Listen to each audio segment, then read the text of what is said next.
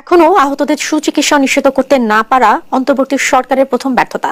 24 ঘন্টার মধ্যে সেটি অন্তর্বর্তীকালীন সরকার গঠিত হয়েছে, বেশ অনেকদিন হয়ে গিয়েছে। আপনারাকে আমি এই অন্তর্বর্তীকালীন সরকারের প্রথম ব্যর্থতা হিসেবে চিহ্নিত করতে চাই। আপনি দেখেন আজকে ডক্টর ইউনূসের যে বাসভবন আছে রাষ্ট্রীয়, সেই বাসভবনকে ঘেরাও করেছে।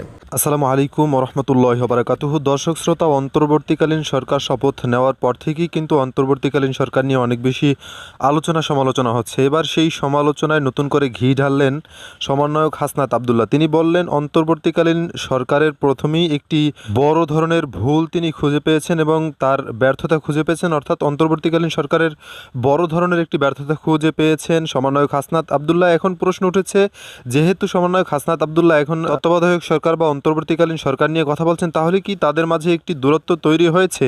এই বিষয়ে বিস্তারিত আজকের ভিডিওতে আপনাদেরকে জানানো হবে। সাথে সাথে আরও জানানো হবে ডক্টর মোহাম্মদ ইউনূস ক্ষমতা গ্রহণের পর থেকেই বিভিন্ন দল, বিভিন্ন শ্রেণী পেশার মানুষ বিভিন্ন ধরনের আন্দোলন করছেন এবং ডক্টর মোহাম্মদ ইউনূসের বাসভবন ঘেরাও করছেন। দর্শক, এর মাধ্যমে কিন্তু ডক্টর মোহাম্মদ ইউনূসের যে নিরাপত্তা রয়েছে সেটিও বিঘ্নিত হচ্ছে বলে মনে করছেন বিশ্লেষকরা।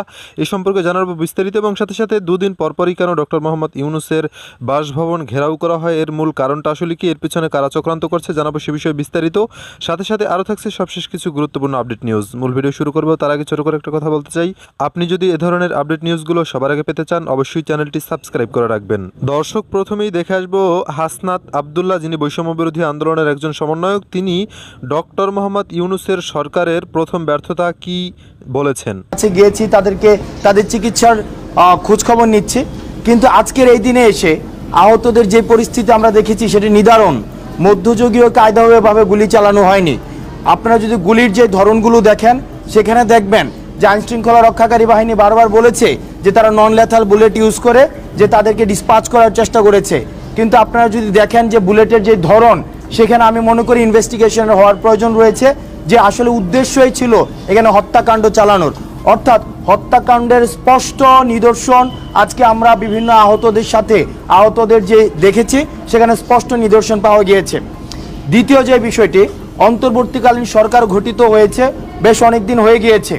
আজকে আহতদের যে আমরা সারা ঢাকাতে আমরা যে চিত্র দেখেছি এবং বাংলাদেশের বিভিন্ন জায়গা থেকে যে চিত্রের খবর পেয়েছি, এতদিন পর্যন্ত আহতদের আন্তর্জাতিক মানের সেবা নিশ্চিত করতে না পারা এবং তাদের জন্য পূর্ণাঙ্গ একটি তালিকা করতে না পারাকে আমি এই অন্তর্বর্তীকালীন সরকারের প্রথম ব্যর্থতা হিসেবে চিহ্নিত করতে চাই।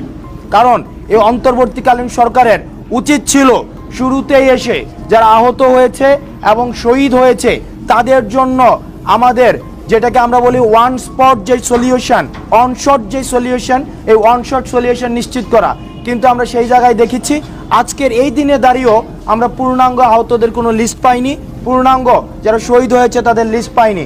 আমরা ছাত্রদের জায়গা থেকে আমরা অক্লান্ত পরিশ্রম করে যাচ্ছি, কিন্তু একটা বিষয় মনে করে দিতে চাই, আমাদের কিন্তু কোনো অথরিটি নেই।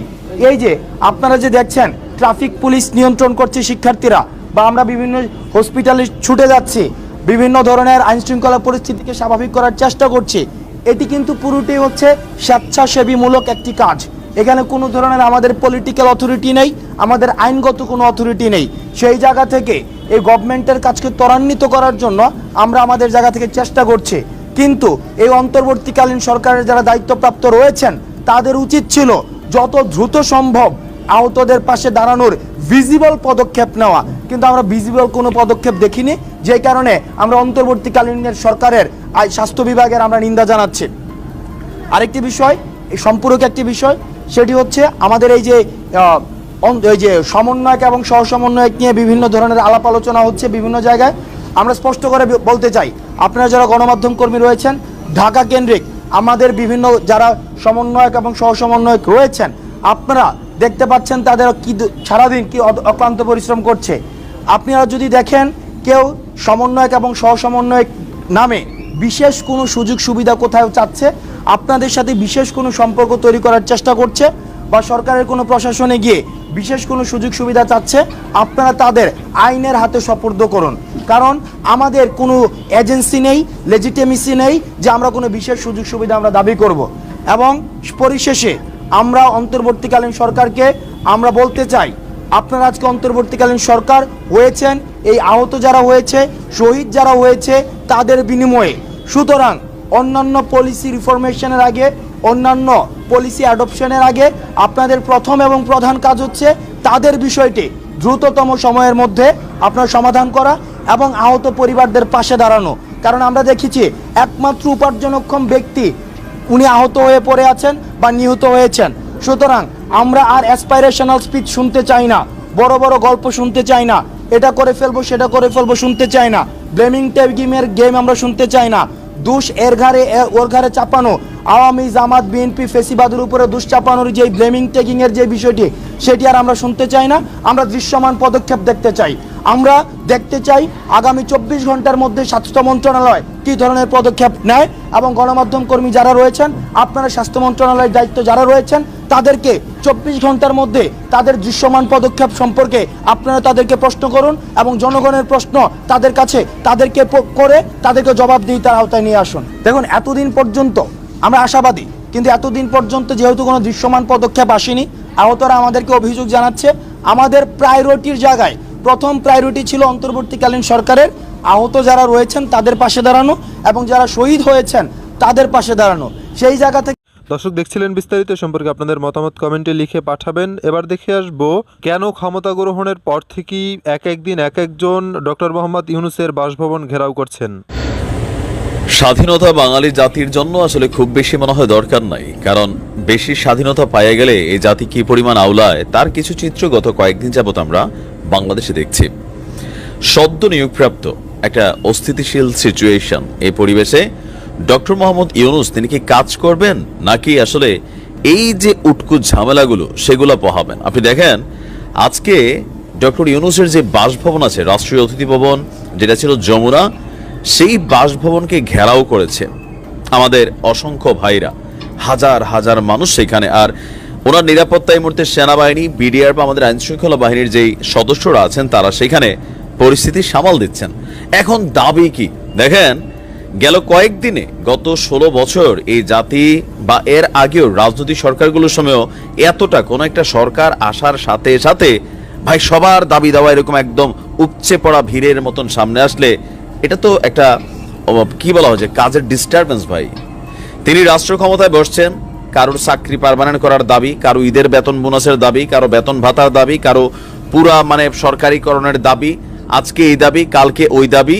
এগুলো কি উদ্দেশ্য প্রণোদিত, ওনার কাজকর্মকে বাধা দেওয়ার জন্য? উনি তো কোনো রাজনৈতিক সরকার হিসেবে আসেন নাই, উনি আসছেন অন্তর্বর্তীকালীন সরকার। এই সিদ্ধান্তগুলো নেবে একটা রাজনৈতিক সরকার যখন ক্ষমতায় আসবে। আপনারা ওনার কাছে কেন এগুলো শুরু করছেন? উনি নির্দিষ্ট কিছু কাজের জন্য তার দায়িত্বের জায়গাটাতে তিনি বসেছেন। তো সেই কাজগুলো করার আগে আমি দেখছি স্বাভাবিক, তিনি যেহেতু প্রধান উপদেষ্টা, তো আজকে এখানে যাইতে হচ্ছে, কালকে ওইখানে যাইতে হচ্ছে। ইভেন আমাদের উপদেষ্টারা পর্যন্ত বিভিন্ন জায়গায় গিয়া এই যে ধন্না দেওয়া একটা গ্রুপ রাস্তাঘাটে বসে গেছে, এদের জন্য আসলে মানুষ বিরক্ত হচ্ছে। এই প্রশাসনের যে কাজগুলা খুবই জরুরি সেই কাজগুলা বাধাগ্রস্ত হচ্ছে।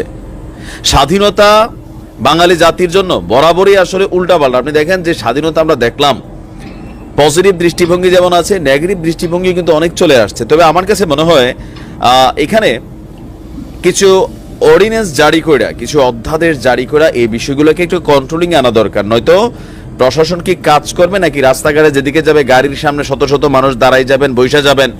কি পাইছেন ভাই?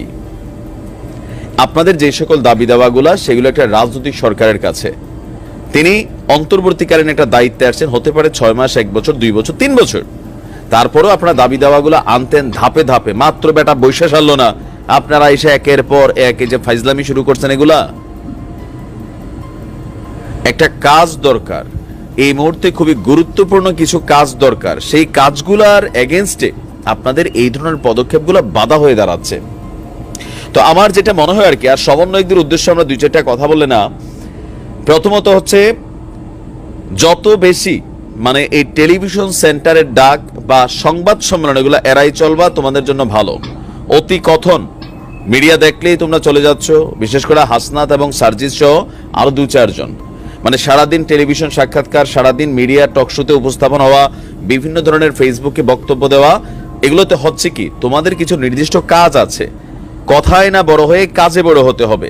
তো কাজে বড় হওয়ার জন্য কাজই করা দরকার। বিশেষ করে যারা সারা বাংলাদেশে সমন্বয়ক টিমগুলো থেকে যে পদত্যাগ শুরু হয়েছে, যেমন আমি দেখলাম আজকে জগন্নাথ বিশ্ববিদ্যালয়ের প্রধান সমন্বয়ক যে সে পদত্যাগ করেছে। চট্টগ্রামের একটা ছেলে ছিল রাফি, এই কোটা আন্দোলনকে বৈষম্য বিরোধী আন্দোলনকে কেন্দ্র করে খুবই ইফোর্ট দিয়েছে ছেলেটা। আজকে দেখলাম তাকে নিয়েও চট্টগ্রামের যারা ইনফ্লুয়েন্সার আছেন অথবা যারা এই আন্দোলনকে মাঠ পর্যায়ে গতিশীল করেছিল তারা কিন্তু এগুলো নিয়ে বিভাজিত হচ্ছে। কেন বিভাজিত হচ্ছে? কারণ সারা বাংলাদেশে শুধুমাত্র 2-6 ছেলে তো আর পুরোটা বাংলাদেশকে কন্ট্রোল করে নাই। সেখানে প্রত্যেকটা জেলায় জেলায়, থানায় থানায়, স্কুলে স্কুলে এক একটা পোলাপাইন এক এক ধরনের। দর্শক শুনছিলেন, বিস্তারিত সম্পর্কে আপনাদের মতামত কমেন্টে লিখে পাঠাবেন। ভিডিও ভালো লাগলে চ্যানেলটি সাবস্ক্রাইব করতে ভুলবেন না। এবারের মতো এখানে বিদায় নিচ্ছি, শীঘ্রই দেখা হবে নতুন কোনো ভিডিও নিয়ে। ততক্ষণ সকল ভালো থাকুন, সুস্থ থাকুন। আসসালামু আলাইকুম রহমতুল্লাহি ওয়া বারাকাতুহু।